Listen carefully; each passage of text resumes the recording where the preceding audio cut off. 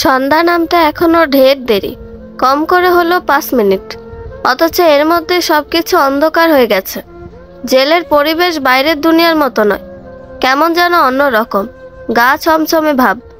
ফুফুরা চলে যাওয়ার পর থেকে দারোগা সাহেবের সাথে দেখা হয়নি, তিনি দেখা করতে আসেননি। মতিন ছেলেটা বেশ কয়েকবার এসেছিল, সাধারণ কথাবার্তা হয়েছে, তেমন কাজের কথা হয়নি।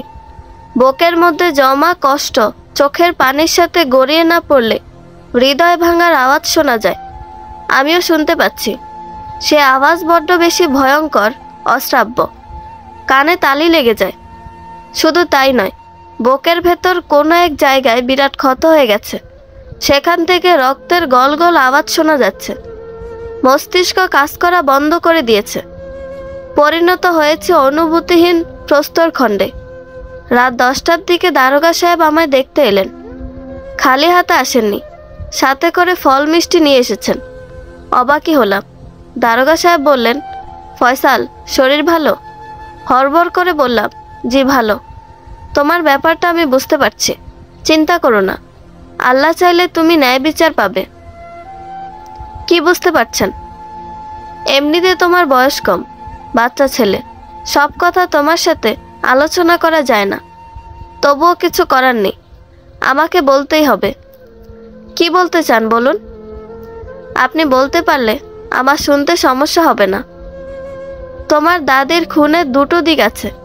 প্রথমটা হচ্ছে তুমি যা বলছো তা সত্যি, অন্যটা তোমার ফুফুরা যা বলছে সেগুলো সত্যি। আপনার কি মনে হয়? আমার কিছু মনে হয় না, কাজের কথা বলি। দাদির সাথে তোমার সম্পর্ক কেমন ছিল? ভালো ছিল, খুব ভালো ছিল। সত্যি বলতে, মা বাবা মারা যাওয়ার পর থেকে দাদি আমার অভিভাবক। বুঝলাম, দাদির মারা যাওয়ায় তোমার কি লাভ হতে পারে? দাদি মারা গেলে আমার কোনো লাভ নেই, বরং ক্ষতি। সরল হিসাব। ক্ষতির পরিমাণ বর্ণনা করো। হিসাব করে দেখি। দুনিয়ার বুকে একা হয়ে গেছে, আমার জীবনে এর থেকে বড় ক্ষতি আর নেই। তদন্তের সুবিধার্থে তোমার জীবন কাহিনী জানা প্রয়োজন। আমার হাতে সময় আছে, তুমি চাইলে বলতে পারো, আবার নাও বলতে পারো। অল্প হাসলাম। দারোগা সাহেবের কথা বলার ভঙ্গি চমৎকার। কথা বলার সময় মুখের দিকে তাকিয়ে থাকতে ইচ্ছে করে। নিজের জীবনের সমস্ত ঘটনা গুছিয়ে বলার চেষ্টা করলাম, এবং মতিনের ঠোঁটের কোণে হাসি দেখে মনে হলো সেই চেষ্টা সফল হয়েছে। মতিন বলল, স্যার কিছু বুঝতে পারলেন? দারোগা সাহেব শীতল গলায় বললেন, হ্যাঁ, অনেক কিছুই বুঝতে পারছি। অসংখ্য হায়েনার মাঝে অসহায় হরিণ, এখন শুধু প্রমাণের দরকার। মতিন ভাব নিয়ে বলল, স্যার, এই কেসের দায়িত্বটা আমি নিতে চাই। জুনিয়র হিসাবে আপনার কাছে এটা আমার দাবি, স্যার। আচ্ছা বেশ, এই দায়িত্বটা তোমাকে দিলাম, তবে আমিও নিজের মতো করে খোঁজখবর করব। দেখা যাক শেষ পর্যন্ত কি হয়। স্যার, কিছু মনে না করলে একটা কথা বলবো? দারোগা সাহেব থমথমে গলায় বললেন, বলো। মতিন মিয়ে গিয়ে বলল, না থাক, অন্য একদিন বলবো। দারোগা সাহেব স্বাভাবিক ভঙ্গিতে উঠে দাঁড়ালেন, তারপর হনহনিয়ে থানা থেকে বেরিয়ে গেলেন। মতিন নিচু গলায় বলল, স্যারের মতিগতি সুবিধার মনে হচ্ছে না। কি বলো ভাই? বিরক্ত গলায় বললাম, আপনাকে একটা কথা বলি, আমাকে বিরক্ত করবেন না, কিছু ভালো লাগে না। মতিন ব্রু কুঁচকে ফেলল, সরু গলায় বলল, আমাকে আপনি আগে করবে না, আমার আপনি শুনতে ভালো লাগে না। তাহলে কি বলবো? তুমি করে বলবে, ইচ্ছে করলে তুইও বলতে পারো। আমার ছোট ভাই আমাকে তুই করে বলে, কাজেই তুমি তুই করে বললে তেমন অসুবিধা হবে না। আচ্ছা বলবো। মতিন সরল ভঙ্গিতে হাসল, আমার কাঁধের ওপর একটা হাত রেখে বলল, আমি চলে যাচ্ছি, খানিকক্ষণ কেঁদে নাও, কাঁদতে না পারলে সহ্য করতে পারবে না। মতিন চলে গেল। কাঁদতে ইচ্ছে করছে, পারছি না। চোখের পানি কেন মনে সঙ্গ দেয় না। ঘুম ভাঙল ভোরের দিকে, ঠিক ভোর কিনা জানি না। চারপাশ অন্ধকার, আকাশ দেখা যাচ্ছে না। মাঝরাতের দিকে হঠাৎ চোখ থেকে পানি বের হতে শুরু করলো। ঘন্টাখানেক কাদার পর খেয়াল করলাম অদ্ভুত রকমের শান্তি লাগছে। কিছু ভালো স্মৃতি মনে পড়ছে। কখন যে ঘুমিয়ে পড়েছি বুঝতে পারিনি। 14 শিকের আড়ালে নিজেকে অনেক বেশি অসহায় আর একা মনে হচ্ছে। 4 দেয়ালের মাঝে বন্দির কাছে কোনো খবর আসে না, সম্ভবও না। কাজে আমার কাছে কোনো খবর আসছে না। ফুফুরা কি করছে জানতে পারলে ভালো হতো, সে উপায় নেই। জেলের মধ্যে আটকে রাখা হয়েছে। ফুফার দেখানো ভিডিও অনুযায়ী আমি খুনটা করেছি। সেই প্রমাণের ভিত্তিতে আমি দোষী, অথচ সবকিছু আয়নার মতো পরিষ্কার। একবার তাকালে স্পষ্ট বোঝা যায়। সকাল 9টার দিকে মতিন থানায় আসলো। 9টা সঠিক সময় কিনা জানি না, অনুমান করে বলেছি। মাঝে মধ্যে অনুমান ঠিক হয়ে যায়। মতিন বলল, সকাল সকাল আসতে চেয়েছিলাম, 9টা বেজে গেল। যাই হোক ডিয়ার ব্রাদার, সকালের নাস্তায় পরোটা আর ডিম চলবে? ভাঙা গলায় বললাম, আমাকে বলছেন? হ্যাঁ, তো আর কাকে বলবো? এখানে তুমি ছাড়া কেউ নেই। অপরাধীর সাথে পুলিশের এমন মিল বাস্তবে দেখা যায় না। বাস্তবের পুলিশ ছাত্রদের ওপর গুলি চালাতেও দ্বিধা করে না। অন্যায়ের বিরুদ্ধে কথা বললেই দোষী হয়ে যেতে হয়। মতি নিচু গলায় বলল, চাকরি বাঁচাতে অনেক কিছুই করতে হয়। যাই হোক, তুমি খেয়ে নাও, স্যার দেখলে রাগ করতে পারেন। দারোগা সাহেবকে না বলে খাবার নিয়ে এসেছেন? হ্যাঁ, না বলে এনেছি, নিজের পকেটে টাকা দিয়ে এনেছি। কেন এনেছেন? কৈফিয়ত দিতে পারছি না। খেতে ইচ্ছে করলে খাও, ইচ্ছে না করলে খেতে হবে না। আমার খেতে ইচ্ছে করছে না, আপনি নিয়ে যান। মতির মুখ গোমরা করে চলে গেল। একটু খারাপ লাগলো। ছেলেটা ভালোবেসে এসব খাবার নিয়ে এসেছিল। আমার ব্যবহারে কষ্ট পেয়েছে নিশ্চয়ই, পাওয়া উচিত। সত্যি বলতে আমার কিছু ভালো লাগছে না। এই মুহূর্তে কোনো খাবারই গলা দিয়ে নামতো না। শুধু শুধু খাওয়ার চেষ্টা করতে ইচ্ছে করেনি। মতিন দূরে সরে গিয়ে আমার দিকে পেছন দিয়ে চেয়ারে বসে রইল। বেলা 11টার দিকে ফুফুরা থানায় আসলো। ওদের ভাবসাব দেখে মনে হচ্ছে বিয়ে বাড়িতে দাওয়াত খেতে এসেছে। তুলি আন্টি ঠোঁটে মেরুন কালারের কড়া লিপস্টিক দিয়েছে, পরনে চোখ ধাঁধানো উগ্র পোশাক। ছোট দাদি পরেছেন জামদানি শাড়ি। কটকটে হলুদ রঙের শাড়িতে তাকে খুব একটা খারাপ লাগছে না। দারোগা সাহেব সবে থানায় এসেছেন। চেয়ারে বসে চায়ের কাপে ছোট ছোট চুমুক দিচ্ছেন। তার মুখ দেখে মনে হচ্ছে চাটা ভালো হয়েছে। ফুফু বলল, আম্মার লাশ পাওয়া যাবে কখন? মরা মানুষকে দুনিয়ায় ঘোরানোর নিয়ম নেই, যত তাড়াতাড়ি সম্ভব দাফন করতে হয়। দারোগা সাহেব হাসলেন। টেবিলের ওপর চায়ের কাপ রাখতে রাখতে বললেন, এসব নিয়ম স্বাভাবিক মৃত মানুষের। খুন হওয়া লাশের জন্য এই নিয়ম বরাদ্দ করা যায় না। কিসব উল্টোপাল্টা বলছেন? উল্টোপাল্টা বলা আমার স্বভাবে নেই। যা বলছি সহজভাবেই বলছি। আপনার মায়ের লাশ ময়না তদন্তের জন্য বেশ কয়েকদিন দুনিয়াতে রাখা হবে। কাজ শেষ হলে লাশ ফেরত পাবেন, তখন কবর দিতে পারবেন। ফুফু মুখ কালো করে ফুফার দিকে তাকালো। ফুফা বললেন, বুঝতে পারছি, তবুও যদি একটু দ্রুত করার চেষ্টা করতেন। শরীয়তের বিধান আছে, সেই চেষ্টা করছি, চিন্তা করবেন না। আপনারা দাঁড়িয়ে আছেন কেন? বসুন। মতিন, ওদের চেয়ার এনে দাও। মতিন ব্যস্ত হয়ে চেয়ার আনতে লাগলো, যেন এরা খুব সম্মানিত মেহমান। একটু ত্রুটি হলে সব কিছু ফেলে দিয়ে চলে যাবে। ছোট দাদি চেয়ারে বসতে বসতে বললেন, থাক বাবা, এত কিছু করার দরকার নেই, আমরা এমনই ঠিক আছি। এমনি ঠিক থাকলে বসছেন কেন? দাঁড়িয়ে থাকুন। কথাগুলো বলে মতিন নিজের জিভ কামড়ে ধরল। মাথা নিচু করে বলল, সরি স্যার। দারোগা সাহেব ব্যাপারটা খুব একটা আমলে নিলেন না। সহজ গলায় বললেন, মোশাররফ সাহেব, আপনার বাড়ির খানিকটা সামনে একটা শপিং মলের মতো হয়েছে, দেখেছেন? ফুফা সম্মতিসূচক মাথা নাড়লেন, অর্থাৎ তিনি দেখেছেন। দারোগা সাহেব বললেন, তাহলে নিশ্চয়ই এটাও জানেন ওখানে একটা সিসি ক্যামেরা লাগানো আছে। সেখান থেকে আমরা কিছু ফুটেজ পেয়েছি। ফুফা উত্তেজিত গলায় বললেন, কি ফুটেজ পেয়েছেন? এই যে ফয়সাল আপনার শাশুড়ির সাথে হেঁটে হেঁটে কোথাও একটা যাচ্ছে। কোথায় যাচ্ছে তা ঠিক বোঝা যাচ্ছে না। দুজনে হাত ধরাধরি করে আছে। ফুফার চোখ চকচক করে উঠল, অথচ তার কপালে বিন্দু বিন্দু ঘাম জমতে শুরু করেছে। পকেট থেকে রুমাল বের করে ঘাম মুছতে মুছতে বললেন, আপনাকে তো বলেছিলাম ফয়সাল আম্মার সাথে বেরিয়ে গেছিল। দারোগা সাহেব হাসলেন, অদ্ভুত গলায় বললেন, আপনাদের বাড়ির সামনে কোনো শপিং মল হয়নি। আপনি এত উত্তেজিত হয়ে আছেন কেন? ফুফা চমকে উঠলেন। যথাসম্ভব স্বাভাবিক গলায় বললেন, তেমন কিছু নয়, ব্যক্তিগত ব্যাপার। কি ধরনের ব্যক্তিগত ব্যাপার? ফুফা একটু ইতস্তত করে বললেন, এক লোক আমার কাছে কিছু টাকা পায়, সে টাকার জন্য তাগাদা দিচ্ছে। কত টাকা? লাখখানেক। সব কিছু কেমন এলেবেলে হয়ে আছে। দারোগা সাহেবের কথার আগামাথা পাওয়া যাচ্ছে না, কেমন যেন খাপছাড়া ভাব। কথা বলছেন অন্য সুরে। ফুফা ক্রমশ ঘামছেন। ফুফু সহ বাকিরাও হাঁসফাঁস করছে। হঠাৎই খেয়াল করলাম তিশা আপু আসেনি। কেন আসেনি? ফুফুকে জিজ্ঞেস করব? না থাক, আপাতত চুপ থাকাই ভালো। বয়স্ক কনস্টেবলটা হাত করা পরিয়ে দাঁড় করিয়ে রেখেছে। এভাবে দাঁড়িয়ে থাকার ব্যাপারটা ভালো লাগছে না, আবার খুব একটা খারাপও লাগছে না। দারোগা সাহেব হাতের ইশারায় কাউকে ভেতর আসতে বললেন। রোগা মতো একটা ছেলে ভেতরে প্রবেশ করলো। ছেলেটা পরনের কাপড় ছেঁড়া, ধুলো ময়লা মাখা। দারোগা সাহেব বললেন, তুই তো যা বলবি সব সত্যি বলবি তো? যে স্যার, সব সত্যি বলবো, আল্লাহর কসম দিয়ে করছি। ভালো করে এই ছেলেটাকে দেখ, একে আগে পরে কোথাও দেখেছিস? তুই তো মাথা নাড়ল, সে আমাকে দেখেছে। দারোগা সাহেব বললেন, কোথায় দেখেছিস?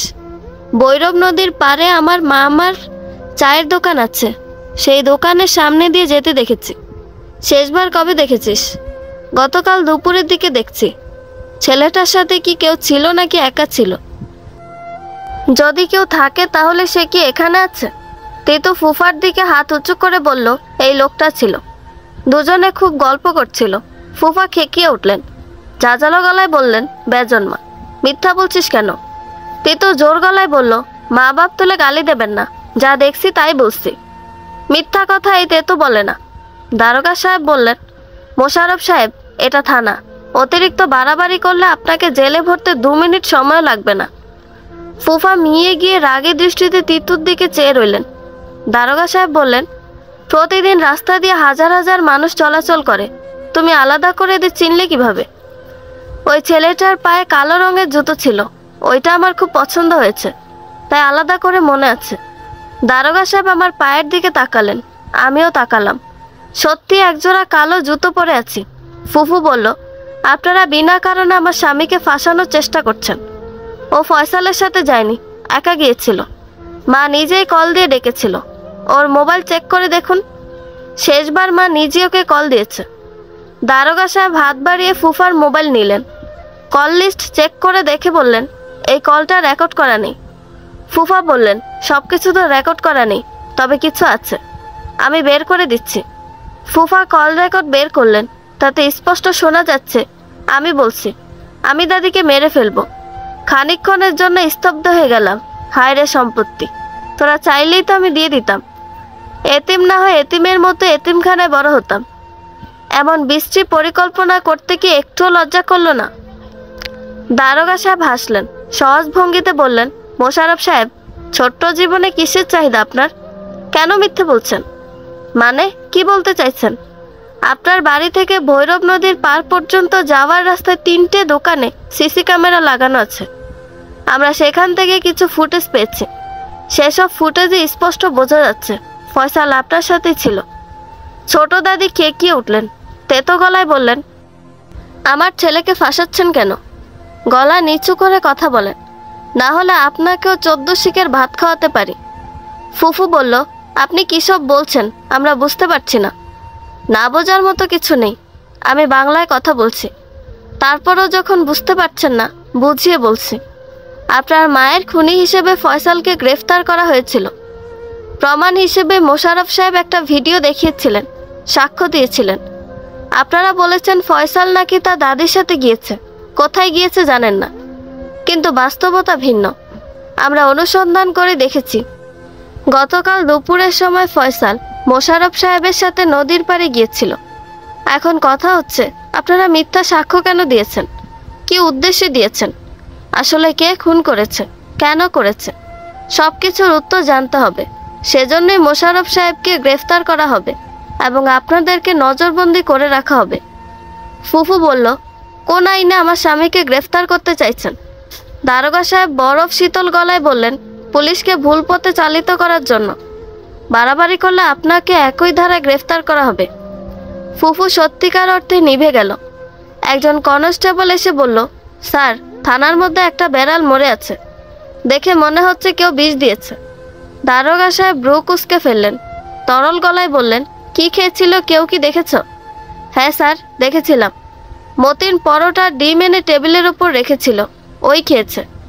মতিন বেশ খানিকটা ঘাবড়ে গেল। ফুফা তীক্ষ্ণ চোখে মতিনের দিকে তাকিয়ে আছে। সেই চোখে দৃষ্টি পড়া যায় না। আমাকে আর ফুফাকে আলাদা সেলে রাখা হয়েছে, দুটো সেল মুখোমুখি। তাকালে সবকিছু স্পষ্ট দেখা যায়। ফুফা গম্ভীর মুখে মেঝের দিকে তাকিয়ে আছেন, চোখে মুখে উদ্ভ্রান্ত ভাব, যেন ভাষা হারিয়ে ফেলেছেন। বয়স্ক কনস্টেবলটা সেলের পাশে চেয়ার নিয়ে বসে আছে।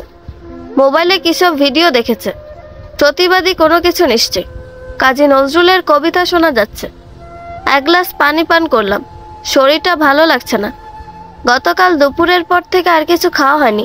রাতে দারোগা সাহেব ফল মিষ্টি নিয়ে এসেছিলেন, সেসব মুখে তুলতে ইচ্ছে করেনি। মেঝেতে বসে পড়লাম, একটু ঘুমের প্রয়োজন। চোখ বন্ধ করলে দুনিয়া অন্ধকার হয়ে যায়, সব কিছু কেমন অন্যরকম লাগে, ভয় ভয় হয়। চিৎকার চেঁচামেচির শব্দে ঘুম ভেঙে গেল। চোখ খুলে দেখি দারোগা সাহেব মতিনকে খুব রাগারাগি করছেন। মতিন মাথা নিচু করে দাঁড়িয়ে আছে। দারোগা সাহেব বললেন, একজন পুলিশ সদস্য হয়ে কিভাবে এমন সাহস দেখালে? এজন্য তোমার কি শাস্তি হতে পারে জানা আছে? মতিন জড়ানো গলায় বলল, না স্যার, আমাকে মাফ করে দিন। আমার ছোট ভাইটা হাসপাতালে ভর্তি। ডাক্তার বলেছে ওর দুটো কিডনি নষ্ট হয়ে যাচ্ছে, এক্ষুনি চিকিৎসা করতে না পারলে ওকে বাঁচানো যাবে না। দারোগা সাহেব খানিকটা শান্ত হলেন, স্বাভাবিক গলায় বললেন, এরপর যেন কখনো এমন কিছু না দেখি, মনে থাকে যেন। মতিন মাটিতে বসে পড়তে পড়তে বলল, মনে থাকবে স্যার, মনে থাকবে। দারোগা সাহেব থানা থেকে বেরিয়ে গেলেন। যাওয়ার আগে বয়স্ক কনস্টেবলকে কিছু বলে গেলেন। তিনি শুধু মাথা নাড়ালেন। দারোগা সাহেব যাওয়ার পর থেকে থানার পরিবেশ বেশ ঠান্ডা। ফুফা কোনো কথা বলছে না, অন্যরাও চুপচাপ। মতিন একটা চেয়ারে বসে আছে, ভয়ে তার মুখ বিবর্ণ হয়ে গেছে। বয়স্ক কনস্টেবল হাতের ইশারায় মতিনকে কাছে ডাকলো, নিচু গলায় বলল, কত পেয়েছিস? মতিন বলল, কি পাবো? তুই আমাকে যতটা বোকা মনে করিস, আমি কিন্তু অত বোকা না। এই ছেলেটাকে মারার জন্য কত টাকা পেয়েছিস? আমাকে চা পানি খেতে তো কিছু দিতে পারতি, কাজটা সহজ হয়ে যেত। আমি কারো কাছ থেকে টাকা পাইনি, বাজে কথা বলবেন না। শোনো ছেলে, এতদিন ধরে পুলিশে চাকরি করি, দারোগা সাহেবের সাথে আছি। উনি মাথা নাড়লে আমি সব বুঝে যাই। ভালো কাজ করেন, দয়া করে আমাকে বিরক্ত করবেন না। মতিন থানা থেকে বেরিয়ে গেল। বয়স্ক কনস্টেবল দেদার হেসে বলল, কি মোশারফ ভাই, এমন বাচ্চা ছেলেকে দিয়ে কি এসব কাজ হয়? আমাকে তো বলে দেখতে পারতেন, নিরাশ করতাম না আপনাকে। হঠাৎই খুব বৃষ্টি লাগতে শুরু করলো। এই পৃথিবীর কোথাও কি একটু সুন্দর জায়গা নেই? সেখানে মানুষের মনে লোভ থাকবে না, হিংসা থাকবে না, সম্পত্তি পাওয়ার আক্রোশ থাকবে না। ফুফা কড়া চোখে আমার দিকে তাকাচ্ছেন, যেন ওনার এই পরিস্থিতির জন্য আমি দায়ী। সুন্দর করে হাসলাম। ফুফা চমকে উঠলেন। সেই চমক দেখতে খুব একটা খারাপ লাগলো না, বরং ভালো লাগলো, খুব ভালো লাগলো। রাত 9টার দিকে দারোগা সাহেব এলেন। আমাকে আলাদাভাবে ওনার সাথে কথা বলতে নিয়ে যাওয়া হলো। দারোগা সাহেব বললেন, কেমন আছো ফয়সাল, সব ঠিকঠাক? মাথা নাড়ালাম। অস্পষ্ট গলায় বললাম, জি। তোমাকে একটা কথা বলি, মন দিয়ে শোনো। খালি চোখে সবাইকে মানুষ মনে হলো সবাই মানুষ হয় না। থানার মধ্যে কারো দেয়া কোনো খাবার খাবে না, কোনো ধরনের গল্পগুজব করবে না। জি, মনে থাকবে। আজ রাতে তোমাকে অন্য জেলে পাঠানো হচ্ছে। সেখানে আমার এক বন্ধুকে বলে দেব। কেন পাঠানো হচ্ছে? নিরাপত্তার জন্য। বলা ঠিক না, তবুও বলছি। তোমার ফুফা মতিনকে দিয়ে তোমাকে মারতে চেয়েছিল, 60,000 টাকাও দিয়েছে শুনলাম। ও, মতিনের ছোট ভাই হাসপাতালে ভর্তি, ওর চিকিৎসার জন্য অনেক টাকার প্রয়োজন। অসহায় মানুষকে টাকার লোভ দেখিয়ে নরপিশাচরা ব্যবসা করে যায়। এসব আপনি কিভাবে জানলেন? আর ফুফা এত টাকা দিবে কেন? মতিন নিজে আমাকে বলেছে, লাখ লাখ টাকা সম্পত্তির কাছে 60,000 কোনো ব্যাপারই না। মতিন কি বলেছে? মোশারফ সাহেব ওকে টাকা দিয়েছে, তারপর ওই খাবার দাবার ইত্যাদি। সব কিছু কি আর কাকতালীয় হয়? কি বলছেন বুঝতে পারছি না। মতিন ছেলেটা টাকার প্রয়োজন ছিল। আগের দিন মোশাররফ সাহেবকে কথায় কথায় সব কিছু বলে দিয়েছে। তখন উনি ভাবলেন যে মতিনকে দিয়ে তোমাকে মেরে ফেললে কোনো সমস্যা হবে না। সে অনুযায়ী উনি মতিনকে টাকা দিলেন। মতিন প্রথমে অভাবের তাড়নায় টাকাগুলো নিয়েছিল ঠিকই, পরে আমাকে সব কিছু বলে দিয়েছে। তখন আমি ওকে বলেছিলাম তোমার জন্য খাবার নিয়ে যেতে। আপনি তো চাইলে সোজাভাবেই সব কিছুর সমাধান করতে পারতেন। এভাবে ঘোরানোর কি ছিল? অসৎ লোকের সম্পত্তি অন্যায়ভাবে দখল করাটাও অপরাধ। তোমার ফুফা দোষ করছে, তিনি তার দোষের শাস্তি পাবেন। আমরা তো তার সম্পত্তি দখল করতে পারি না। গুড়িয়ে পেঁচিয়ে অপরাধ করলে কি সেটা অপরাধ নয়? অবশ্যই অপরাধ। সেজন্যই মতিনকে রাগারাগি করেছিলাম। খাবারে কি বিষ ছিল? না, খাবারে বিষ ছিল না। তাহলে বিড়াল মারা গেল কিভাবে? মতিন দেখেছিল বিড়ালটা খাবার খাচ্ছে, পরে ওটাকে মেরে ফেলেছে। সেজন্য ওকে বকাঝকা করছিলাম। কি বলবো বুঝতে পারলাম না। মাথা নিচু করে দাঁড়িয়ে রইলাম। শুধু মানুষের প্রাণই কি প্রাণ? অন্য প্রাণীর কি জীবন নেই? দারোগা সাহেব বললেন, যাও তৈরি হয়ে এসো, তোমাকে অন্য জেলে দিয়ে বাড়িতে ফিরতে হবে। ঠিক আছে। থানাটা আমার বাড়িঘর নয়, এখানে তৈরি হওয়ার কিছু নেই। তবুও শেষবারের মতো সেলটা দেখতে এলাম। জায়গাটা কেমন পরিচিত হয়ে গেছে, আপন আপন মনে হয়। তাহলে ফুফার সাথে দেখা করতে এসেছে। আমায় দেখে অল্প হাসলো। সেলের কাছে এগিয়ে এসে বলল, কেমন আছিস? তোর চোখ মুখ শুকনো দেখাচ্ছে কেন? এমনিতেই। আমার ওপর কি রাগ করে আছিস? না। তোর ওপর রাগ করে থাকবো কেন? সত্যিই রেগে নেই তো? না। আমি জানি রে, তুই নানি আপুকে খুন করিসনি, আব্বাও করেনি, আমরা কেউ কিছু করিনি। তালেব, তুই যা, ফুফা রাগ করবেন। আমার কথা শেষ হওয়ার আগে ফুফা খ্যাক করে উঠলেন। কর্কশ গলায় বললেন, তুই গেলি ওখান থেকে? বেজন মারা আপন পর চেনে না, সবই আমার কপাল। তালেব মাথা নিচু করে থানা থেকে বেরিয়ে গেল। দারোগা সাহেব এসে আমায় নিয়ে বেরিয়ে পড়লেন। গাড়ির কাছে তালেব দাঁড়িয়ে আছে, তার চোখে মুখে আতঙ্ক ছড়িয়ে আছে। দারোগা সাহেব বললেন, এখানে দাঁড়িয়ে আছো কেন? কিছু বলবে? তালেব ইতস্তত করে বলল, ফয়সালের সাথে একটু কথা বলতে চাইছিলাম। দারোগা সাহেব বললেন, আচ্ছা বলো। ভাই, তিশা আপু তোকে এই চকলেটগুলো দিতে বলেছিল, নিবি? দারোগা সাহেবের দিকে তাকালাম। উনি সম্মতিসূচক মাথা নাড়লেন।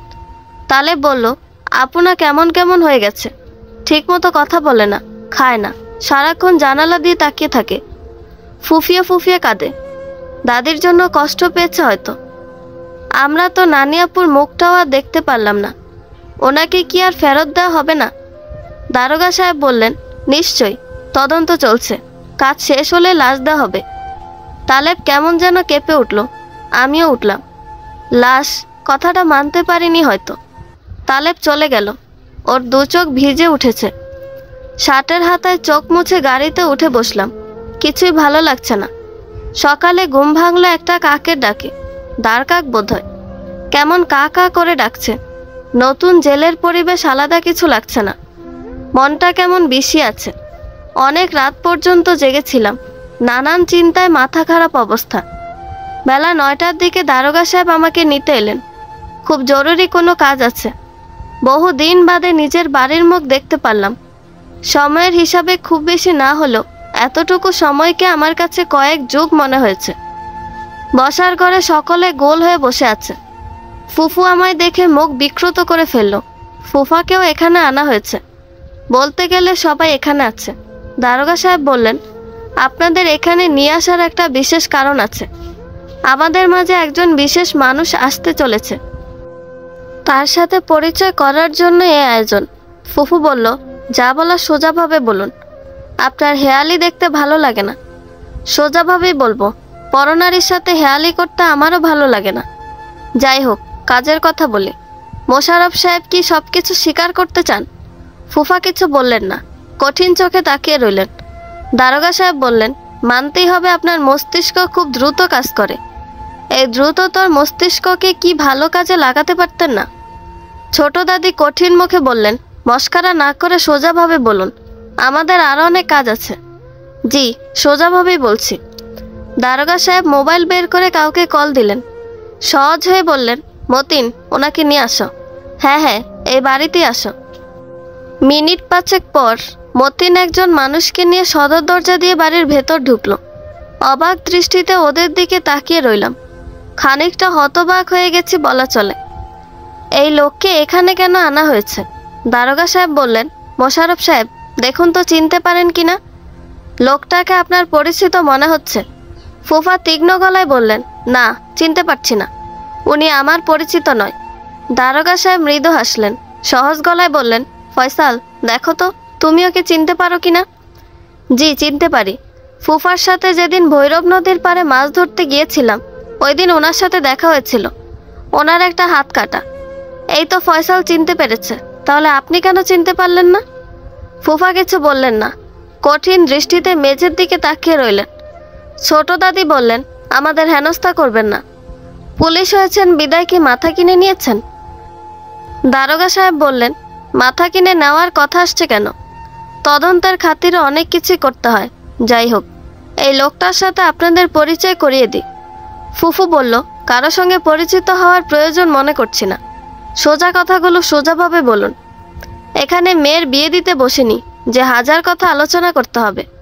দারোগা সাহেব ছোট্ট একটা নিঃশ্বাস গোপন করে বললেন, বেশ, এই যে তুমি মোশাররফ সাহেবকে চিনতে? আগে থেকে পরিচয় ছিল? হাত কাটা লোকটা মাথা নাড়ালো, স্পষ্ট গলায় বলল, জি চিনতাম, বেশ আগে থেকে পরিচয় ছিল। কিভাবে পরিচয় হয়েছিল? একটা অনুষ্ঠানে। তারপর থেকে যোগাযোগ আছে, নিয়মিত যোগাযোগ হয়। দারোগা সাহেব সরল গলায় বললেন, পরিচিত হওয়া তো দোষের কিছু নয়। মোশাররফ সাহেব, আপনি ওনাকে চিনতে অস্বীকার করলেন কেন? এর পিছনে বিশেষ কোনো কারণ নেই তো? নাকি আপনার ধরা পড়ে যাওয়ার ভয় হচ্ছে?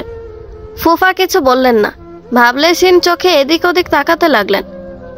একটু খেয়াল করলে বোঝা যায় ভয়ে তার মুখ বিবর্ণ হয়ে যাচ্ছে। বসার ঘরে পিনপত্তর নীরবতা। সবাই কেমন যেন স্তব্ধ হয়ে গেছে। তুলি আন্টি উসখুস করছে। খেয়াল করলাম মতিন এক দৃষ্টিতে তুলি আন্টির দিকে তাকিয়ে আছে। নীরবতা ভেঙে ছোট দাদি বললেন, এখানে চুপচাপ দাঁড়িয়ে রেখেছেন কেন? কাজের কথা বলুন। অচেনা একটা লোককে ধরে এনে আমার ছেলেকে হেনস্থা করতে চাইছেন কেন? আপনাদের পুলিশদের উদ্দেশ্য নিশ্চয়ই খারাপ। দারোগা সাহেব বললেন, আমার উদ্দেশ্য খারাপ হলে আপনার ছেলের প্রস্তাবে রাজি হয়ে যেতাম। যাই হোক, কাজের কথা বলি। এই যে লোকটাকে দেখছেন, সে কোনো সাধারণ মানুষ নয়, বরং কুখ্যাত অপরাধী। জেল পালানোর রেকর্ডও আছে। এমনকি এখনও জেল পালিয়ে বাইরে ঘুরে বেড়াচ্ছে। অপরাধী পালিয়েছে, তাদের ধরবেন। এর সাথে আমার ছেলের কি সম্পর্ক? সেই কথাটা না হয় তার মুখ থেকে শোনেন। এই যে বলতে শুরু করেন আপনি। লোকটা জিভ দিয়ে ঠোঁট ভিজিয়ে বলল, মোশাররফ ভাইয়ের সাথে বেশ অনেক দিনের পরিচয়। মাঝে মধ্যে ফোনে কথা হতো, বিকেলে দেখা সাক্ষাৎ, হালকা খাওয়া দাওয়া, এভাবেই ঘনিষ্ঠতা তৈরি হলো। আমাদের কয়েকজনের মাদকের ব্যবসা আছে। পরিচিত বাড়ার পর ওনাকেও সেই দলের সাথে যুক্ত করতে চেয়েছিলাম। উনিও রাজি হয়েছিলেন। বেশ কয়েকদিন দুজনে মিলে মাল দেওয়া নেওয়া করেছি। ভালোই চলছিল, লাভ হচ্ছিল প্রচুর। হঠাৎ করে মোশাররফ সাহেব প্রস্তাব করলেন, একটা ছেলেকে দলে আনবেন। ছেলেটা আনা নেওয়ার কাজ করবে। বাচ্চা ছেলে বিধায় কেউ সন্দেহ করবে না। আমিও রাজি হয়ে গেছিলাম। বেশ কয়েকদিন ধরে পুলিশ আমাকে খুঁজে বেড়াচ্ছিল। নতুন কেউ এলে আমার নিজের গা ঢাকা দেওয়ার ভালো সুযোগ হবে বিদায় একটু অমত করিনি। ছেলেটা একদিন মাল ডেলিভারি দিয়েছিল, সমস্যা করেনি। আমার কেমন অদ্ভুত লাগতে আরম্ভ করলো। সেদিনের ওই পুটলির মধ্যে এসব জিনিস ছিল, আর আমি না বুঝে ওই লোকটাকে দিয়ে এসেছিলাম। দারোগা সাহেব বললেন, চুপ হয়ে যাওয়ার কিছু হয়নি, বলতে থাকেন। লোকটা একবার ফুফার দিকে তাকালো। তার দৃষ্টিতে রাগ ঝরে পড়ছে। গলার স্বর কর্কশ করে বলল, বেশ নিশ্চিন্তে ছিলাম। হঠাৎ করে এই লোকটা আমায় কল দিয়ে বলল, একজনকে খুন করতে হবে। আমি প্রথমে রাজি হইনি। জেল পালানো আসামি হয়ে খুন খারাপি করার ইচ্ছে ছিল না। কিন্তু ওই পোড়া কপাল, উনি আমাকে ব্ল্যাকমেল করতে থাকলেন যে কাজটা না করলে সব কিছু পুলিশকে বলে দিবেন। আমি খুব ভয় পেয়েছিলাম, সেজন্য ওনার প্রস্তাবে রাজি হই। উনি আমাকে পরিকল্পনা বললেন, ভৈরব নদীর পাড়ে একটা বুড়ি পড়ে আছে, তাতে গিয়ে ছুরি মারতে হবে। অন্য কিছু দিয়ে মারলে হবে না, ছুরিই মারতে হবে। ফুফু বলল, আপনি কাজটা করেছিলেন? না করে আর কি কোনো উপায় ছিল? আমার লাগাম ওই লোকটার হাতে ধরা। বাধ্য হয়ে এসব করেছি। ছোট দাদি বললেন, দারোগা সাহেব, এই লোকটার কথার মাথা মুন্ডু কিছুই বুঝতে পারছি না। তাছাড়াও নিজে একটা অপরাধী, ওর সাক্ষ্য নেওয়ার কি কোনো প্রয়োজন আছে? দারোগা সাহেব বললেন, অবশ্যই প্রয়োজন আছে। ভুলে যাবেন না, অপরাধীরা পরস্পরের বন্ধু এবং শত্রু। আপনি যেহেতু ঘটনাটা বুঝতে পারছেন না, তাহলে আপনাকে বুঝিয়ে বলছি। আপনার গুণধর ছেলে এই ছোট্ট বাচ্চাটাকে দিয়ে মাদক পাচার শুরু করতে চেয়েছিল। অবশ্য শুরু করতে চেয়েছিল না বলে শুরু করে দিয়েছিল বলা চলে। তার সঙ্গে এই খুনের কি সম্পর্ক? খুন যে ফয়সালই করেছে তার অসংখ্য প্রমাণ আছে, ভিডিও আছে, প্রত্যক্ষদর্শী সাক্ষী আছে। এত কিছু প্রমাণ থাকার পরও ফয়সাল একদম নির্দোষ। অপেক্ষা করুন, আস্তে আস্তে সব কিছু পরিষ্কার হবে। প্রথম থেকে বলি, সব কিছু শুনলে বুঝতে পারবেন আপনার ছেলে কত বড় ঘুঘু। এমনিতেই আপনাদের পরিবারের মধ্যে সম্পত্তি নিয়ে ঝামেলা আছে। সবাই নিজের আখেরটা গোছাতে চান। এই অডেল সম্পত্তির মাঝে মাত্র দুজন লোক বাধা হয়ে দাঁড়িয়েছিল, এক ফয়সাল, দুই ওর দাদি। এদের মধ্যে একজনকে মেরে অন্যজনের কাঁধে খুনের দোষ চাপাতে পারলে সব সমস্যার সমাধান হয়ে যেত। পরিকল্পনাটাও সেই অনুযায়ী হয়েছিল। তবে মোশাররফ সাহেব খুব তাড়াহুড়ো করে এই পরিকল্পনা করেছিলেন বিদায় ফাঁক থেকে গেছেন। সেদিন তুলিকে পাত্রপক্ষ দেখতে এসেছিল সবাই বাড়িতে। হঠাৎ করে ফয়সালের দাদি বাড়ির বাইরে চলে গেলেন। যেহেতু উনি বাইরে গেলে কাউকে বলে যাওয়ার প্রয়োজন মনে করতেন না, তাই সকলের কাছে ব্যাপারটা অজানা রয়ে গেল। দুপুরে খাওয়ার সময় উনি মোশাররফ সাহেবকে কল দিয়েছিলেন। কেন দিয়েছিলেন তা সঠিক বলতে পারছি না। উনি কল দেওয়ার 5 মিনিট পর মোশাররফ সাহেব অন্য একটা নম্বরে কল দিয়েছিলেন। আর সেই নম্বরের মালিক ওই যে দাঁড়িয়ে আছে, যাকে তিনি চিনতে অস্বীকার করেছেন। ফুফু বলল তারা পরিচিত ছিল। কল দেওয়া দোষের কিছু না, এতে কিছুই প্রমাণ হয় না। আপনার স্বামী কিন্তু সেই পরিচয় স্বীকার করতে চাননি। যাই হোক, এই একবার নয়, এরপর থেকে উনি ক্রমাগত একটা নম্বরে কল দিয়ে গেছেন। ব্যাপারটা অনেক এমন, এই লোকটাই রেহানা বেগমকে খুন করে কাদার মধ্যে ফেলে রেখে গেছিল। তারপর মোশাররফ সাহেব ফয়সালকে নিয়ে ওই জায়গায় যান। কৌশলে ওকে দিয়ে লাশ ঘুরিয়ে ছুরি বের করতে বলেন। ফয়সালের বয়স কম, সরল মনে ফুফার কথা মেনে নেয়। এখানেই হয় সব থেকে বড় চাল। ফয়সাল ছুরি বের করার সময় উনি ছবি তোলেন এবং ভিডিও করেন। সেই ভিডিও একটা অ্যাপের সাহায্যে রিভার্স করে আমাদেরকে দেখান। লোক জড়ো করে সাক্ষী রেডি রাখেন। উনি বুঝতে পারেননি পুলিশ ওনার 6-9 ধরে ফেলবে। দারোগা সাহেবের কথাগুলো বিশ্বাস করতে ইচ্ছে করছে না, কিন্তু এটাই সত্যি। ফুফার সাথে যাওয়ার সময় উনি কাউকে ক্রমাগত কল দিচ্ছিলেন, বারবার বলছিলেন কাজটা হয়েছে কিনা, ঠিকঠাক হবে কিনা। ফুফু বলল, আপনার এই কথার কি কোনো ভিত্তি আছে? অবশ্যই আছে। ভিডিওটা একটু ভালো করে দেখলেই বোঝা যায় রক্ত কাদামাখা ছুরি কি করে কারো শরীরে ঢোকানো হয়। তাছাড়া তর্কের খাতিরে যদি এটা ধরেও নিই যে মোশাররফ সাহেব যাওয়ার আগে ফয়সাল ওনাকে মেরেছে, তবে তা ভুল। কারণ এটা আগেই প্রমাণিত হয়েছে যে ফয়সাল মোশাররফ সাহেবের সাথে ওই জায়গায় গিয়েছিল। তাহলে কেন উনি ফয়সালকে আটকাতে চেষ্টা করলেন না? কেন দাঁড়িয়ে দাঁড়িয়ে ভিডিও করলেন? শারীরিকভাবে উনি অক্ষম নয় যে একটা বাচ্চাকে আটকাতে পারবেন না। হঠাৎ করে ফুফা অট্টহাসিতে ফেটে পড়লেন। তেজি গলায় বললেন, দারোগা সাহেব, বলতেই হয় আপনার এলেম আছে। পুলিশও যোগ্যতা রাখেন। হ্যাঁ, আপনি ঠিকই ধরেছেন। এসব পরিকল্পনা আমার। আমি আমার শাশুড়িকে খুন করিয়েছি। সেদিন হঠাৎ করে আম্মা আমায় কল দিয়েন, বললেন উনি ভৈরব নদীর পাড়ে আছেন, আমি যেন তার সাথে দেখা করি। বুড়িটা ভীষণ চালাক, কিভাবে যেন ধরে ফেলেছিল আমি ওর নাতিকে দিয়ে মাদক ব্যবসা শুরু করেছি। আমায় হুমকি দিতে লাগলো। ব্যাপারটা আমার ঠিক হজম হলো না। কফুরকে কল দিয়ে বললাম বুড়িটাকে মেরে দিতে। কফুর জেল পালানো আসামি, মাদক ব্যবসায়ী। ওর সমস্ত তথ্য প্রমাণ আমার কাছে আছে। আমার কথা শোনা ছাড়া ওর অন্য উপায় নেই। নদীর ওদিকে লোকজনের যাতায়াত নেই। কফুর বুড়িটাকে মেরে কাদায় ফেলে রাখলো। তারপর যা তাই। ফুফু শাড়ির আঁচলে মুখ চেপে ধরল। হয়তো সে এসব কথা বিশ্বাস করতে পারছে না, নয়তো আগামীতে কি হবে সেই চিন্তায় অস্থির হয়ে আছে। কারো মুখে কোনো কথা নেই। তুলি আন্টি নিজের ঘরে চলে গেলেন। যাওয়ার আগে একবার মতিনের দিকে ফিরে তাকালেন। সেই দৃষ্টিতে খুব গভীর কথা লুকিয়ে আছে, কিন্তু পড়া যাচ্ছে না। মতিন মাথা নিচু করে দাঁড়িয়ে রইল। তার চোখে মুখে লজ্জার ছাপ ফুটে উঠেছে। দারোগা সাহেব বললেন, সবকিছু ক্লিয়ার হয়ে গেল, এবার কেসটা আদালতে যাবে, সব সিদ্ধান্ত ওখানে হবে। ফয়সালের নামে একটা কেস হয়েছে, আদালত তা মীমাংসা করে দিবে নিশ্চয়। মোশাররফ সাহেব চলুন, নিজ আস্তানায় ফেরত যান, এখন থেকে 14 শিকের আড়ালে আপনার বাস। দারোগা সাহেব থানায় যাওয়ার সময় আমাকেও সাথে নিয়ে গেলেন। সারাদিন দৌড়াদৌড়ি করে জেল থেকে ছাড়ার নির্দেশ বের করলেন, যেন উনি আমার খুব কাছের কেউ। মানুষ যে নিঃস্বার্থভাবে এতটা সাহায্য করতে পারে, এতটা সৎ হয়, ওনাকে না দেখলে বুঝতে পারতাম না।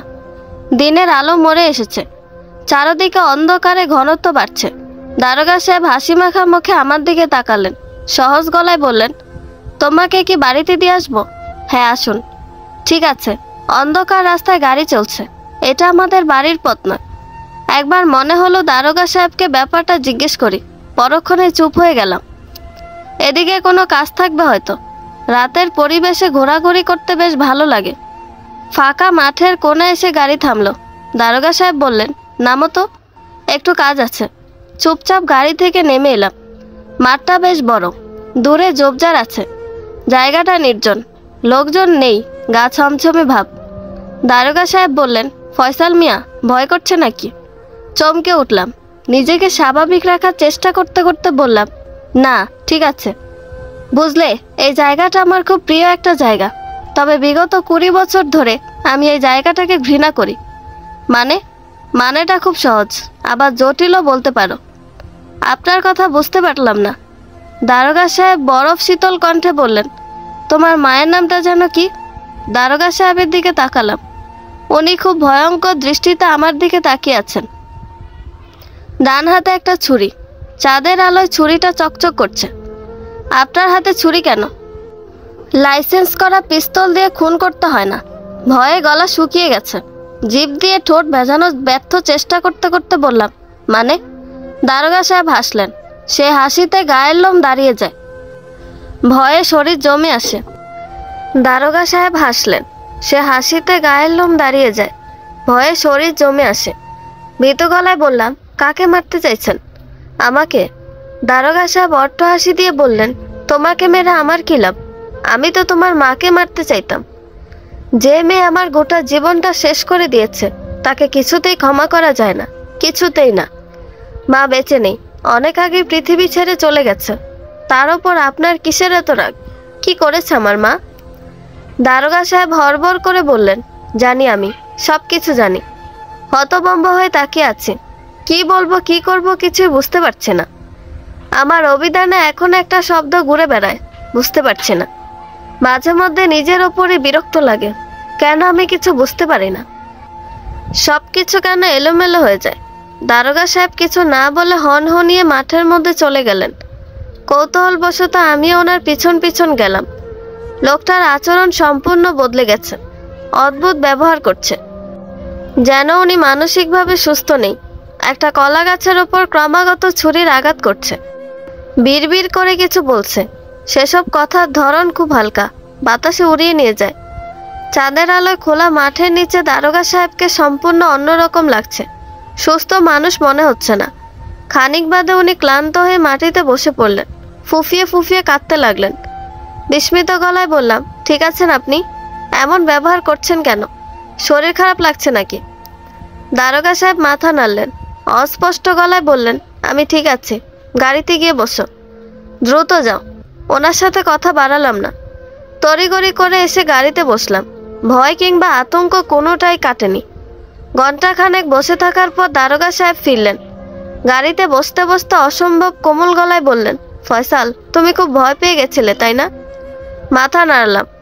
তিনি বললেন, এটা আমার খুব পুরনো একটা রোগ, মাঝে মধ্যে মাথা চাড়া দিয়ে ওঠে। নিয়মিত সাইকিয়াট্রিস্টের কাছে যেতে হয়, কয়েকটা ওষুধ নেওয়া লাগে। এ মাসে ডাক্তারের কাছে যাওয়া হয়নি, 2 দিন ধরে ওষুধ নেওয়া হচ্ছে না।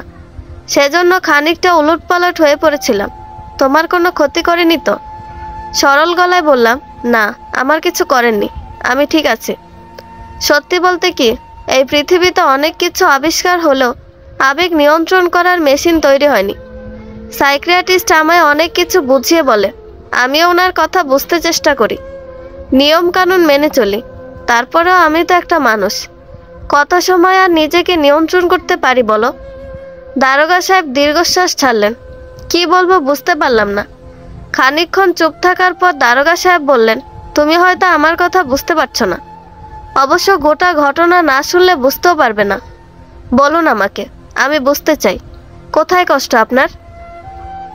দারোগা সাহেব শব্দ করে নাক ঝাড়লেন। টিস্যু পেপার দিয়ে হাত মুছতে মুছতে বললেন, তুমি বাচ্চা মানুষ, তোমায় সবকিছু বলা ঠিক হবে না। শুধু জেনে রাখো, আমাকে তোমার মামা এই কেসের দায়িত্ব দিয়েছিলেন। উনি জানতেন তোমার প্রতি আমার অন্য ধরনের দুর্বলতা আছে, সেজন্যই দিয়েছিলেন, যেন আমি সবটুকু দিয়ে তোমাকে রক্ষা করার চেষ্টা করি। আপনার কথা ঠিক বুঝতে পারলাম না। মামা আপনাকে আমার দায়িত্ব কেন দিবে? উনি চাইলে তো সরাসরি আমার সাথে দেখা করতে পারতেন। এতদিন খোঁজ খবর না নেওয়ার পর হুট করে এসে দেখা করা যায় না। অন্তত তোমার মামা এমনটা মনে করেননি। মামা কেমন আছে? শেষবার মায়ের সাথে গেছিলাম, তারপর আর যাওয়া হয়নি। দারোগা সাহেব কিছু বললেন না, গাড়ি চালাতে লাগলেন। মানসিকভাবে অসুস্থ একজন মানুষ পুলিশ চাকরি করে কিভাবে? নাকি কেউ ওনার এই সমস্যার কথা জানে না?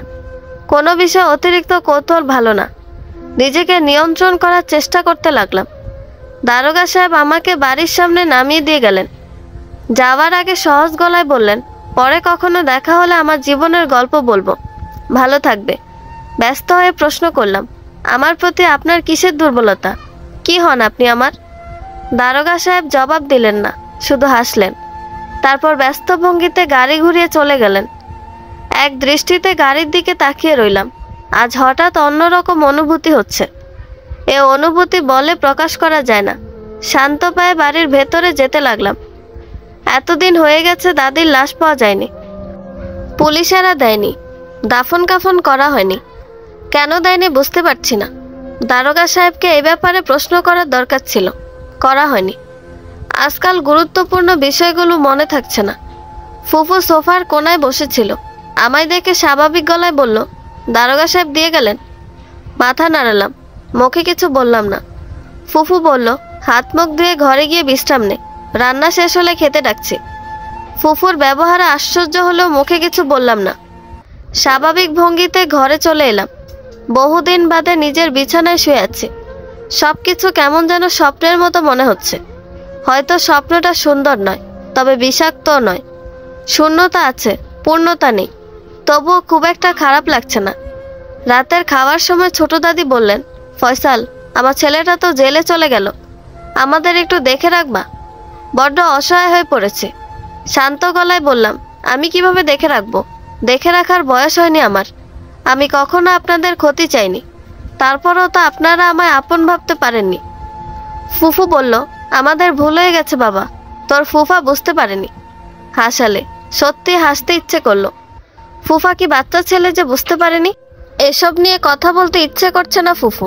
আমি তোমাদের আপন মনে করতাম, কিন্তু তোমরা তা করনি। দাদিকে পর্যন্ত আমার থেকে দূরে সরিয়ে দিয়েছ। তোমাদের ক্ষমা করার প্রশ্নই ওঠে না। ফুফু বিস্মিত গলায় বলল, তার মানে কি বলতে চাইছিস তুই? কিছুই বলতে চাইছিলাম না, তবে তোমরা যখন নিজে থেকে জানতে চাইলে তখন বলছি। তোমাদের 7 দিন সময় দিলাম, এই বাড়ি থেকে চলে যাবে। কোথায় যাবে, কি করবে কিছু জানার ইচ্ছে আমার নেই। আমি শুধু জানি, তোমাদের এই বাড়িতে রাখলে আমি একদমই নিরাপদ থাকবো না। আমাদের কাছে তুই নিরাপদ থাকবি না? না, থাকবো না। এতদিন দাদি থাকার পরও কি নিরাপদ ছিলাম? ছিলাম না। শোনো ফুফু, তুমি খুব ভালো করে জানো এই বাড়ি আমার। অন্তত দাদার উইল অনুযায়ী এই বাড়ির মালিক আমি। তাছাড়া আমার বাবার সব সম্পত্তির মালিকও আমি। দাদা তোমার অংশ আগেই তোমাকে দিয়ে দিয়েছে, কাজেই আমার সম্পত্তির একটা কানা করিও তোমরা পাবে না। ফুফু অবাক হয়ে আমার দিকে তাকিয়ে আছে। তার চোখে মুখে বিস্ময়ের ভাব। আমি এমন কিছু বলবো তা তিনি কল্পনাও করতে পারেননি। ফুফুর চোখের দিকে তাকিয়ে স্পষ্ট গলায় বললাম, এসব সম্পত্তি নিয়ে আমার কোনো মাথা ব্যথা ছিল না। কখনো ভাবিনি তোমরা সম্পত্তির মোহে পড়ে রক্তের সম্পর্কের মূল্য দেবে না। ফুফু আমতা আমতা করে বলল, তোর ফুফা যা করেছে তাতে আমি খুব লজ্জিত রে বাপ। এসব বলে আমার কষ্ট বাড়িয়ে দিস না। কষ্ট, লজ্জা, সবসময় ফুফার হয়ে সাফাই গাইতে, তখন তোমার কোনো লজ্জা ছিল না। আমাকে ধরে নিয়ে যাওয়ার পর একবারও বলেছিলে আমি এমন কিছু করতে পারি না? বলনি। সবসময় ফুফার হাতে হা বলেছ। নাতে না মিলিয়েছ, এখন কুমিরের কান্না কেঁদে কোনো লাভ হবে না। শিমুল তীক্ষ্ণ গলায় বলল, মায়ের সাথে ঠিকভাবে কথা বল ফয়সাল, না হলে তোর খবর করে দিব। মুস্কি এসে বললাম, কি খবর করবি আমার? আমার গায়ে যদি ফুলের টোকাও লাগে, পুলিশ এসে তোদের সবাইকে জেলে নিয়ে যাবে। দারোগা সাহেবকে বলে সে ব্যবস্থা করে এসেছি। আর একটা কথা, এটা আমার বাড়ি, তুই আমার বাড়িতে দাঁড়িয়ে আমায় হুমকি দিতে পারিস না। এক্ষুনি আমার বাড়ি থেকে বেরিয়ে যা। শিমুল খাবার ফেলে উঠে দাঁড়ালো। তীক্ষ্ণ দৃষ্টিতে ফুফুর দিকে তাকিয়ে ফোঁসফোঁস করতে করতে ঘরে চলে গেল।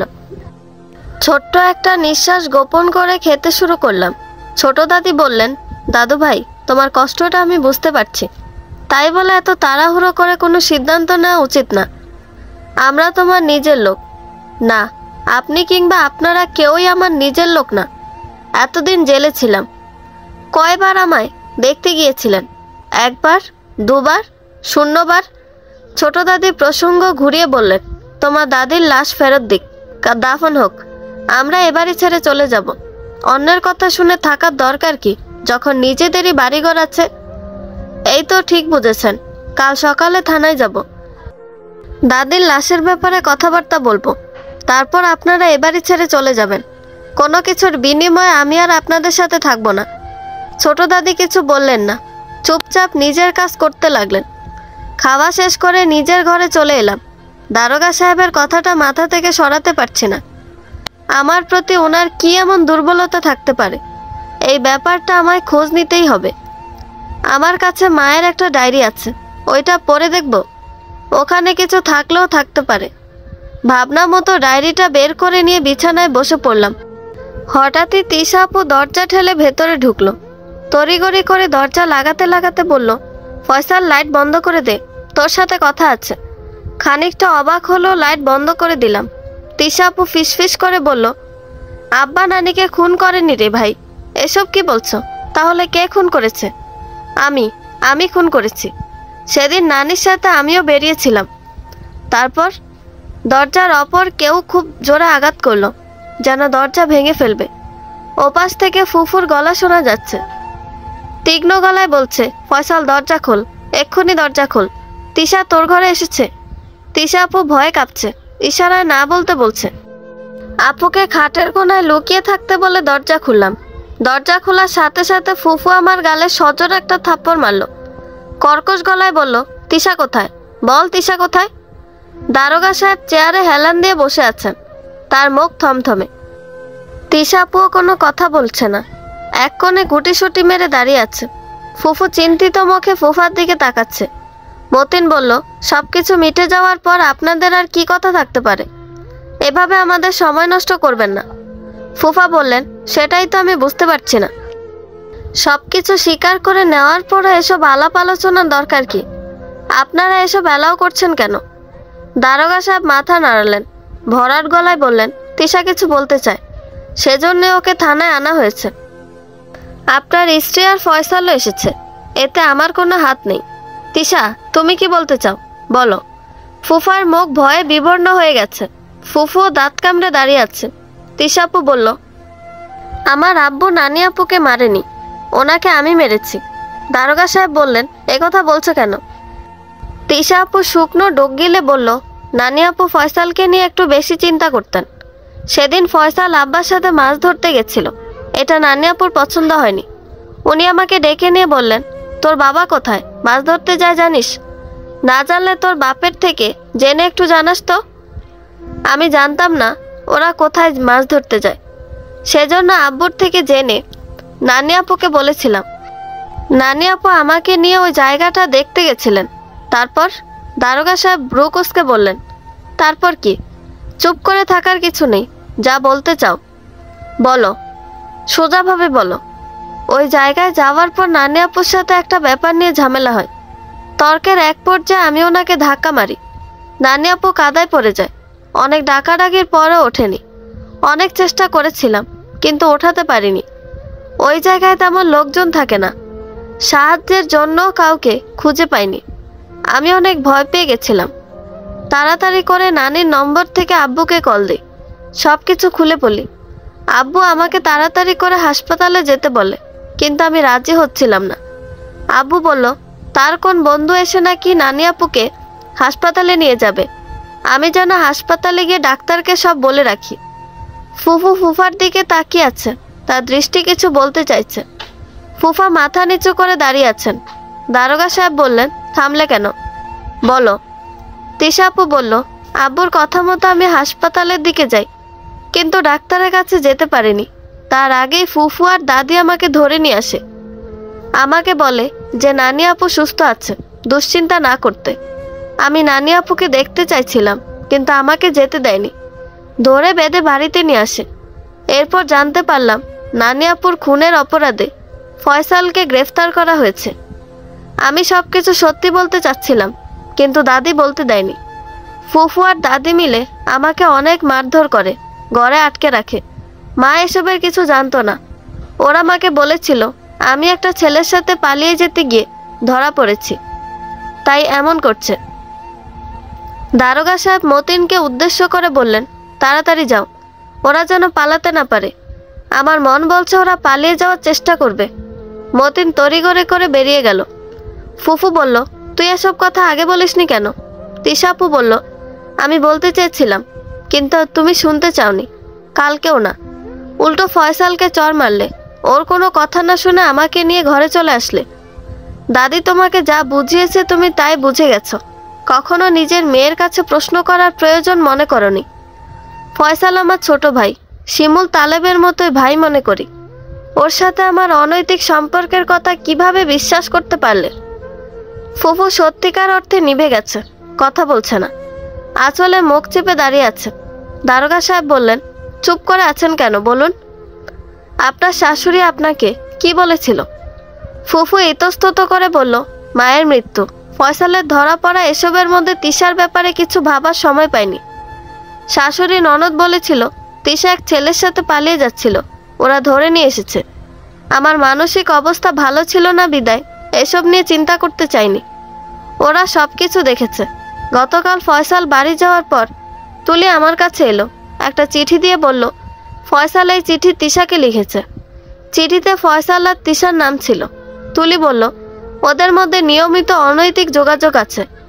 তিশার জন্য হলেও ফয়সালকে সরাতে হবে।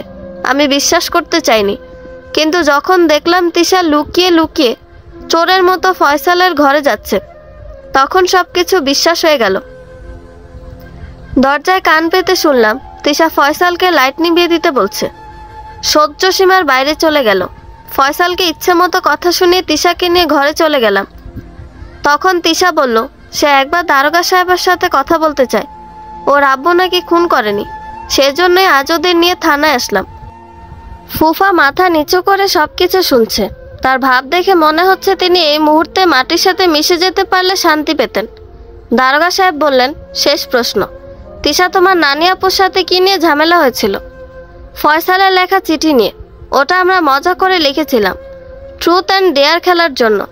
চিঠিটা নিয়ে বইয়ের মধ্যে রেখে দিয়েছিলাম, পরে আর খুঁজে পাইনি। সেদিন নানি আপু আমাকে ওই চিঠি নিয়ে কথা শোনাচ্ছিলেন।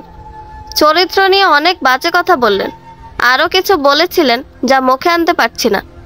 সেগুলো খুবই কুৎসিত ধরনের কথা। আপু কাঁদছে, আমার চোখেও পানি চলে এসেছে। মানুষের মনে এত প্যাঁচ কিভাবে থাকতে পারে? সংসারে অশান্তি লাগে তারা কি সুখ পায়?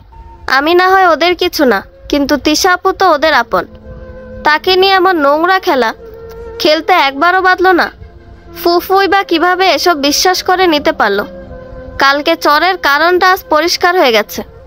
দারোগা সাহেব বললেন, ফয়সালের দাদির মৃত্যু হয়েছে হার্ট অ্যাটাকে। এটা যে কারো গভীর ষড়যন্ত্র তা বুঝতে পেরেছি যেদিন পোস্টমর্টেম রিপোর্ট হাতে আসলো। রিপোর্টে স্পষ্ট লেখা আছে ওনার মৃত্যুর কারণ হার্ট অ্যাটাক। সেদিন থেকে মোশাররফ সাহেবের উপর সন্দেহ তৈরি হয়। এসব পরিকল্পনা ওনার তৈরি তা বুঝতে খুব বেশি সময় লাগেনি, কিন্তু এতে কার কার হাত আছে তা বোঝা সহজ কাজ ছিল না। মোশাররফ সাহেব কিছু স্বীকার করতেন না। এই যেমন উনি তিশার নামটা এড়িয়ে গেছেন। সেদিন তিশা কল দেওয়ার পর উনি অতি দ্রুত পরিকল্পনা সাজালেন। ওনার বন্ধু কাম কুকর্মের সাথীকে নিয়ে খুন করানোর প্ল্যান করলেন। ফয়সালকে সাথে নিয়ে গিয়ে ওকে ফাঁসিয়ে দিলেন। উনি ভেবেছিলেন ভিডিও দেখিয়ে প্রমাণ করে দিবেন ফয়সাল খুন করেছে। আমিও প্রথম দিকে ফয়সালকে সন্দেহ করেছিলাম, কিন্তু কিছুক্ষণ চিন্তা করার পর ভাবনা বদলাতে শুরু করলো। সবকিছু পানির মতো পরিষ্কার হয়ে গেল যেদিন পোস্টমর্টেম রিপোর্ট আসলো। আমি বললাম, আপনি যখন সবকিছু বুঝে গেছিলেন তাহলে এতদিন নাটক করলেন কেন? সহজেই কেসটা সমাধান করে দিতেন। দারোগা সাহেব তরল হাসি হাসলেন, শান্ত গলায় বললেন, একটু বাজিয়ে দেখতে ইচ্ছে হলো তাই এমন করলাম। ঘণ্টাখানেক পর মতিন ফিরে এলো। তার সাথে দুজন কনস্টেবল তুলি আন্টি আর ছোট দাদিকে ধরে নিয়ে এসেছে। মতিন বলল, সব গহনাপত্র নিয়ে পালানোর চেষ্টা করছিল, সময় মতো গিয়ে ধরে ফেলেছি। একটু দেরি হলে হাতের বাইরে চলে যেত। খুব ভালো, জেলে ঢুকিয়ে দাও। মা আর ভাই বোন জেলে পচে মরুক। ফুফু মেঝেতে ঢলে পড়ল, একদম পড়ে যায়নি। তিশা আপু তাকে ধরে ফেলেছে। মতিন বলল, ফ্যামিলি ড্রামা 16 গলা পূর্ণ হয়েছে। হাসপাতালের বিছানায় বসে আছে, ফুফুর জ্ঞান ফিরেনি। ডাক্তার বলেছেন অতিরিক্ত মানসিক চাপ সহ্য করতে না পেরে এমনটা হয়েছে। তিশা আপু ক্রমাগত কাঁদছে, তালে বেসেছে। সেও মুখ কালো করে দাঁড়িয়ে আছে। ঘণ্টাখানেক পর ফুফুর জ্ঞান ফিরল। জ্ঞান ফেরার সাথে সাথে সে হাউমাউ করে কাঁদতে শুরু করলো। ভেজা গলায় বলল, আমার জীবনের পাপের শাস্তি আমি দুনিয়াতেই পেয়ে গেলাম। বাবা ফয়সাল, আমাকে মাফ করে দিস বাপ, আমাকে মাফ করে দিস। আল্লাহ আমায় দুনিয়ায় ঘোরাচ্ছে কেন? আমায় কেন তুলে নিচ্ছে না? ফুফু কান্নায় আকাশ বাতাস ভারী হয়ে উঠল। ভুল বুঝতে পারার পর যে অনুশোচনা হয়, তার কাছে দুনিয়ার সব শাস্তি হার মেনে যায়। মর্গ থেকে দাদির লাশ নিয়ে এসেছে। লাশ থেকে কেমন গন্ধ আসছে, কর্পূর আতরের গন্ধ। ওই গন্ধকে চাপা দিতে পারছে না। আসরবাদ জানাজা হবে। দাদির আত্মীয় স্বজনরা দল বেঁধে আসতে শুরু করেছে। অথচ এতদিন এদের বেশিরভাগ মানুষের দেখা পাওয়া যায়নি। কেউ সামান্য একটা কল দিয়েও খোঁজ নেয়নি। আজ তারা হাতে হাতে কাজ করছে, বাঁশ কাটছে, কবর খুঁড়ছে। মরা লাশকে দুনিয়ার ওপর ঘোরানোর নিয়ম নেই। যত দ্রুত সম্ভব তাদের মাটির নিচে চাপা দিয়ে দিতে হয়। এই কাজে কেউ কৃপণতা করে না। দারোগা সাহেব আর মতিন সাথে এসেছে, বোধহয় জানাজা পড়বেন। লোকজনের মধ্যে থেকে খানিকটা দূরে চলে গেলাম। কোলাহল ভালো লাগছে না, শরীর অবশ হয়ে যাচ্ছে। এক অদ্ভুত অনুভূতি। রাত বাড়ছে, চাঁদের আলো পরিষ্কার হয়ে আসছে।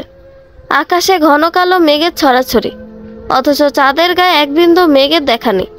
সে নিজস্ব ধারার জ্যোৎস্না বিলিয়ে যাচ্ছে। ঈশান কোণে হালকা মেঘের গর্জন ভেসে আসছে।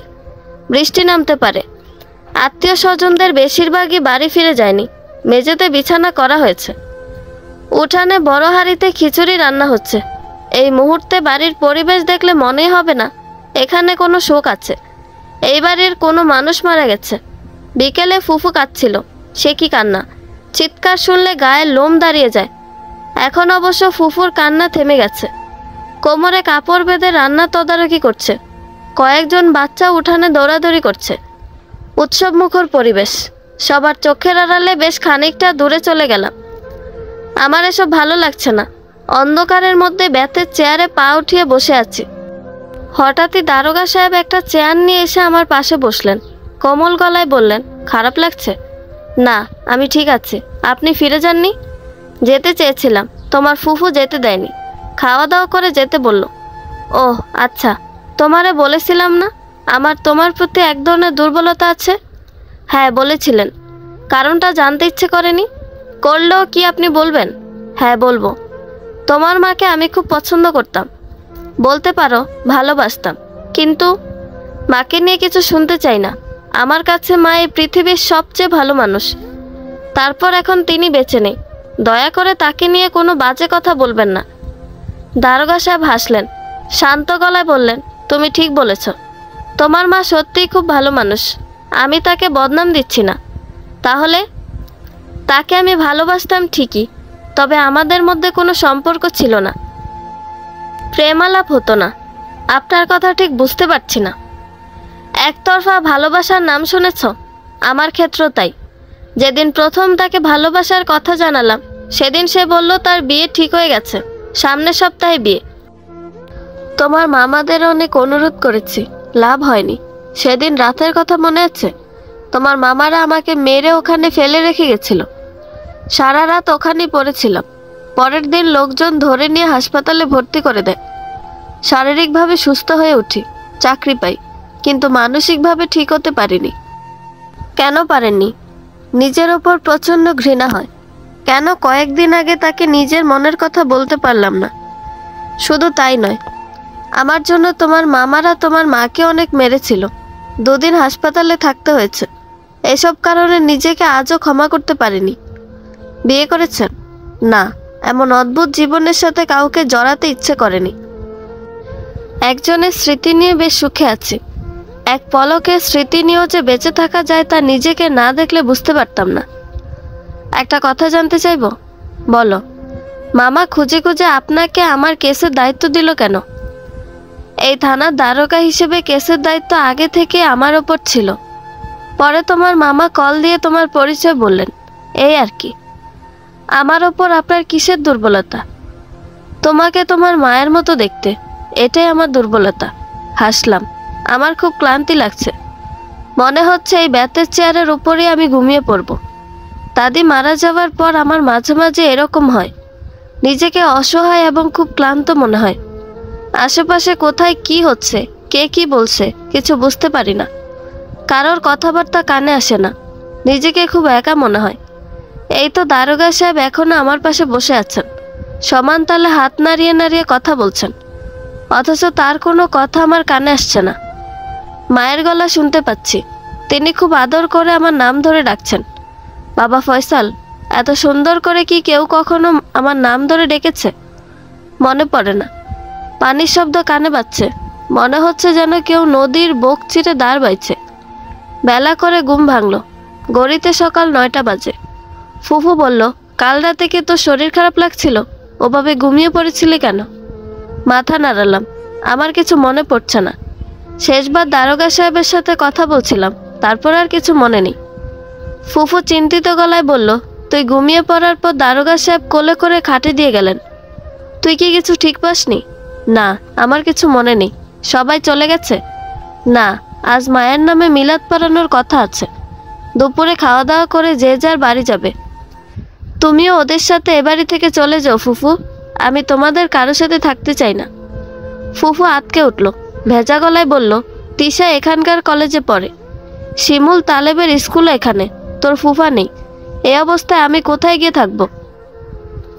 সহজ গলায় বললাম, সে কথা জানার কোনো ইচ্ছে আমার নেই। তোমাদের ব্যাপার তোমরাই ভালো বুঝবে। সে না হয় আমরা চলে গেলাম, কিন্তু তুই কি একা একা এ বাড়িতে থাকতে পারবি? কে রান্না করে খাওয়াবে তোকে? আমি যেহেতু একা, সেহেতু একা থাকতেও পারবো। আজ তোমার আমায় কে রান্না করে খাওয়াবে তার চিন্তা হচ্ছে, অথচ যেদিন আমাকে জেলে নিয়ে গেল সেদিন কি একবারের জন্য চিন্তা হয়েছিল? বাকিরা না হয় অন্যরকম, কিন্তু তোমার সাথে তো আমার রক্তের সম্পর্ক আছে। আমি তোমার আপন ভাইয়ের ছেলে। মা বাপ মরা এতিম মানুষ। একবারের জন্য হলেও কি আমায় দেখতে যেতে পারতে না? সত্যি বলতে কি, সবাই স্বার্থপর। আজ তুমি আমার প্রয়োজনে আমার সাথে থাকতে চাইছো না, নিজের প্রয়োজনে চাইছো। আমি সবাইকে মাফ করে দিতে পারি। ফুফা, ছোট দাদি, তুলি আন্টি, শিমুল, তালেব, সবাইকে। শুধু তোমাকে কখনো মাফ করতে পারবো না। পারলে তুমি আমায় মাফ করে দিও। ফুফু কিছু বলল না। মাথা নিচু করে রইল। চোখ দুটো ঝাপসা হয়ে আসছে। এখন আর পানি বন্ধ করার কোনো উপায় নেই। আমি ইমোশনাল হতে চাই না। এদের জন্য কাঁদতে চাই না। চোখ জোড়া শুকিয়ে যাক, মুছে যাক অশ্রুকণা। যে আমার জন্য কাঁদে না, আমিও তার জন্য কাঁদব না। চোখ মুছে বারান্দায় এসে দাঁড়ালাম। বারান্দার অনেকখানি জায়গায় সূর্যের আলো পড়েছে। গোটা ঘটনায় শুধু ওই হাত কাটা লোকটার জন্য আমার আফসোস হচ্ছে। বেচারা কোনো দোষ না করে মারাত্মকভাবে ফেঁসে গেল। দাদি মারা যাওয়ার পর তার লাশে ছুরি ঢুকিয়ে রেখে গেল। লোকজন নিয়ে জায়গাটা পাহারা দিয়ে রাখলো যেন কেউ আসতে না পারে। দিন শেষে তার কোনো লাভ রইল না। মানুষের জীবন বড্ড অদ্ভুত। মিলাদ শেষ হয়ে গেছে। দারোগা সাহেব এসেছেন। হয়তো ফুফু ওনাকে দাওয়াত দিয়েছে। সব কিছু মিটে যাওয়ার পর ফুফু আমাকে নিজের কাছে ডাকলো। সহজ গলায় বলল, আমি যা করেছি তার জন্য ক্ষমা চাওয়ার কোনো ভাষা আমার জানা নেই। ধরতে গেলে সব কিছু হারিয়ে ফেলেছি। স্বামী, শ্বশুরবাড়ি, মা, ভাইপো সবাই আমায় ছেড়ে চলে গেছে। আমি কাউকে ধরে রাখতে পারিনি। তোর সাথে আমার সম্পর্ক কখনো স্বাভাবিক হবে না। তাই আমি এবারই ছেড়ে চলে যাচ্ছি। ছেলে মেয়েদের নিয়ে যেখানে আশ্রয় হয় সেখানেই না থাকবো। খেতে পেলে খাবো, না পেলে না খেয়ে দিন কাটাবো। তবুও তোর সাথে থাকবো না। এই বাড়ি তোর, বাড়ি নিয়ে ভালো থাকিস। ফুফু নিজের ছেলে মেয়েদের নিয়ে বেরিয়ে গেল। আমি তাদের ডাকলাম না। বিবেকের বিপক্ষে গিয়ে মনের আবেগকে প্রশ্রয় দেওয়ার কোনো মানে হয় না। তিশা আপু যাওয়ার সময় দুবার পিছন ফিরে তাকিয়েছিল। চোখ সরিয়ে নিয়ে গেছি। এই মানুষটা আমায় কখনো খারাপ জানেনি, সবসময় নিজের ভাইয়ের মতো ভালোবেসেছে। আপু হয়তো জানতো সে একবার বললেই আমি তাদের রেখে দেব, সেজন্যই কিছু বলেনি। সদর দরজা লাগিয়ে দিয়ে গিয়ে বিছানায় শরীর এলিয়ে দিলাম। সন্ধ্যা হয়ে আসছে। ধরনীর বুকে রাত নামছে আমার জীবনেও। সবকিছু থাকার পরও আজ আমি একা। বিশাল বড় এই বাড়িতে ধুকে ধুকে মরলেও কেউ আমাকে দেখতে আসবে না। তেষ্টায় কাতর হয়ে চিৎকার করলে এক গ্লাস পানি পাওয়া যাবে না। অরেল সম্পদের মাঝে ডুবে থাকা অসহায় প্রাণ আমি। তবে কি কিছু ভুল করলাম? ফুফুকে মাফ করে দিয়ে আমার কাছে রেখে দেওয়া যেত না? ক্ষমা যে মহৎ গুণ, কেন পারলাম না আমি? দুষ্ট গরুর থেকে শূন্য গোয়াল ভালো, এই কথাটা আমার মা বলতেন। এই কথাকে মনে প্রাণে বিশ্বাস করে বিদায়ই পারিনি। দারোগা সাহেবের সাথে কথা হয়েছে। উনি আমার সাথে ব্যাংকে যাবেন বলেছেন। কিছু টাকা তুলতে হবে। ফুফুর হাতে হয়তো টাকা পয়সা নেই, তাকে কিছু দেব। নিজের জন্য কিছু রাখতে হবে। রান্নার লোক খুঁজতে হবে। দাদির কবরের পাশে দাঁড়িয়ে একটা দীর্ঘশ্বাস ছাড়া হয়নি। অনেক কাজ বাকি রয়ে গেছে। দিনের আলো ফুটতেই কাজ শুরু করতে হবে। সত্যিই কি আমার জীবনে নতুন সূর্য উঠবে, নাকি নিকষ কালো রাতের মতো আধারে ডুবে থাকবে জীবন? হয়তো ভালো কিছু হবে। দারোগা সাহেব বলেছেন আমায় দত্তক নেবেন। 18 বছর পর্যন্ত নাকি দত্তক নেওয়া যায়। সত্যি মিথ্যা জানি না, তবুও আশায় বুক বাঁধতে ইচ্ছে করে। সুন্দর স্বপ্ন দেখতে ইচ্ছে করে। এটাই যে জীবন, সে তো নদীর মতো বহমান। বন্ধুরা, এই গল্পের সমাপ্তি এখানে। গল্পটি ভালো লেগে থাকলে একটা লাইক করে দিবেন, এবং গল্প সম্পর্কে কোনো মতামত জানানোর থাকলে কমেন্ট করতে পারেন। নতুন নতুন আরও গল্প শোনার জন্য চ্যানেলটি সাবস্ক্রাইব করে পাশেই থাকবেন। ধন্যবাদ সবাইকে। ভালো থাকবেন।